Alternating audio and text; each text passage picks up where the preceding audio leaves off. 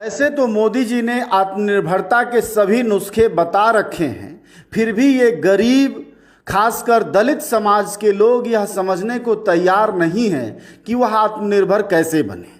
जैसे ही उनके बीच मीडिया या कोई पूछनहार जाता है, वह अपनी वाजिब स्थितियों ओरिजिनल हालातों को बताने से नहीं चूकते, जबकि उन्हें चाहिए कि वह आत्मनिर्भरता का अपना प्रदर्शन करें, बताएं कि प्रधानमंत्री मोदी के आत्मबल, आत्मसम्मान, आत्मनिर्भरता, आत्मसेवा और आत्म जगत से उनको कितना फायदा हुआ है, पर ये बताते नहीं हैं। इसीलिए स्थिति ये है कि सच सामने आ जाता है और लगातार पूरे देश में यह सवाल उठता रहता है कि अगर मोदी सरकार इतना ही बांट रही है तो फिर यह लोग भीख मांगने जैसी हालत में क्यों पहुंच गए हैं? क्यों इनको रेडी ठेली वाले लाके खाना खिलाते हैं और कुत्तों जैसे खदेड़ते रहते हैं? अब हम आपको हालात दिखाते हैं कानपुर के दलित बस्ती की, जहां दलितों की स्थिति लगभग भूखों मरने की है।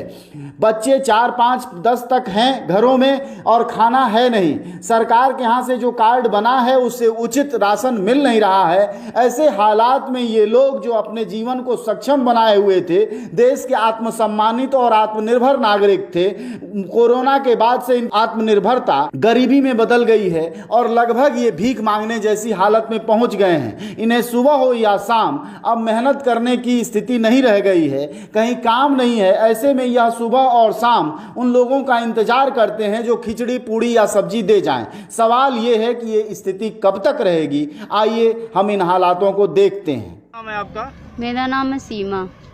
तो इन हालातों में आपको किस तरीके की दिक्कतें होती हैं? भैया दिक्कत यही है, क्या कहते हैं, बच्चे मेरे भूखे रहते हैं, एक टाइम बनाते हैं, एक टाइम खाते हैं, और आंधी तूफान आ जाता तो भी मेरे बच्चे भूखे सो जाते हैं। अब कल देख लीजिए, इतनी तेज आंधी आई, मेरे पूरे घर में पानी भर गया।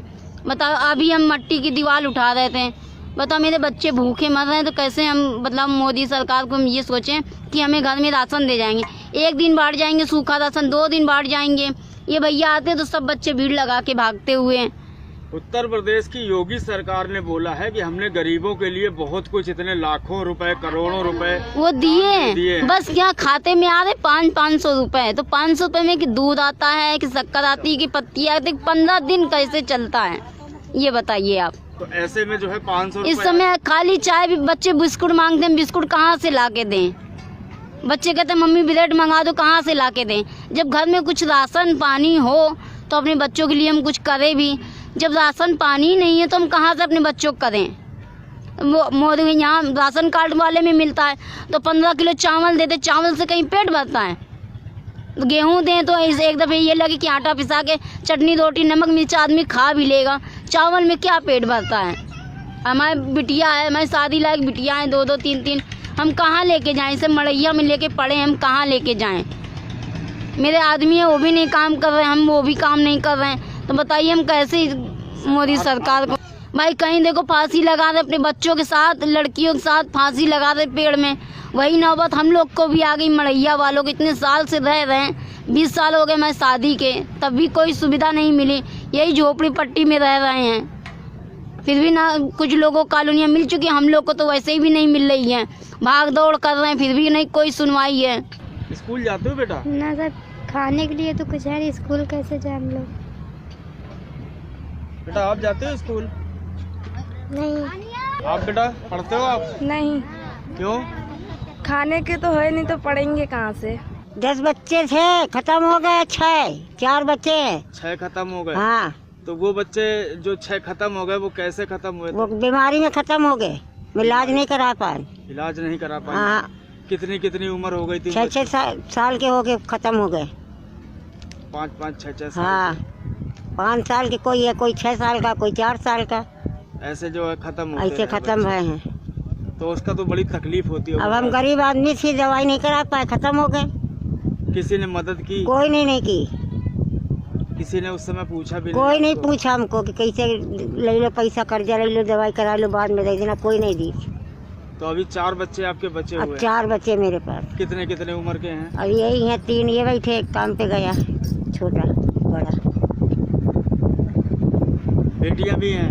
2 बेटियां हैं, एक लड़का है यहाँ पर, एक लड़का बाहर है, भाई की अपने। 30-35 साल हो गए। 30-35 साल में कभी हम लोग को इतनी दिक्कत नहीं हुई थी। जब से ये नरेंद्र मोदी की सरकार आई है, बहुत हम लोग परेशान हैं, बहुत परेशानी झेल रहे हैं जब से इनकी सरकार बनी है।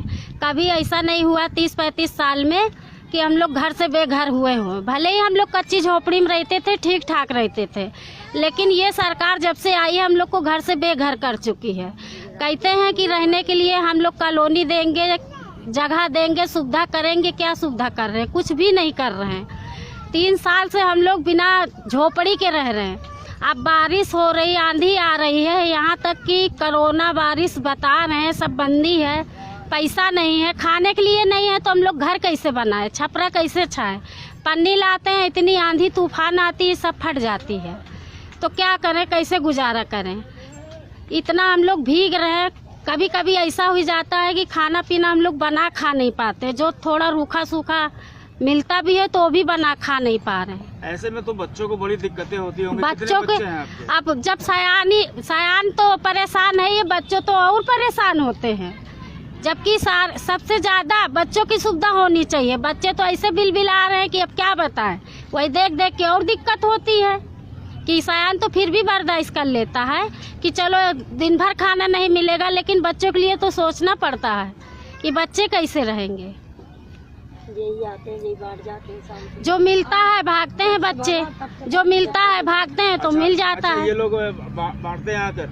हाँ, खाना जब मिलता है तो बच्चे जैसे जान मिल जाती है, ऐसे भागते हैं खाने के लिए।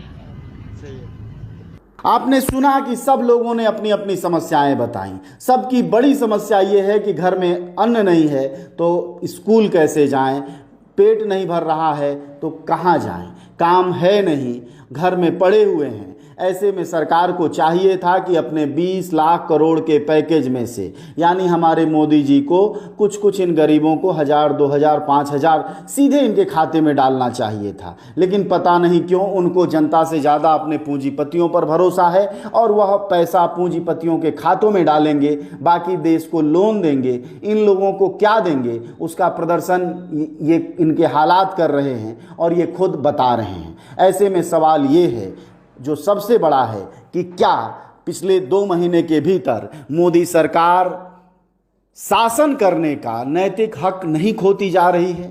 क्या उसे लगातार सरकार में बने रहने की हालत है, खासकर ऐसे में जबकि जनता त्राही त्राही कर रही है और सरकारें अपनी नौकरशाही और लाल फीताशाही से नीचे उतरने को तैयार नहीं?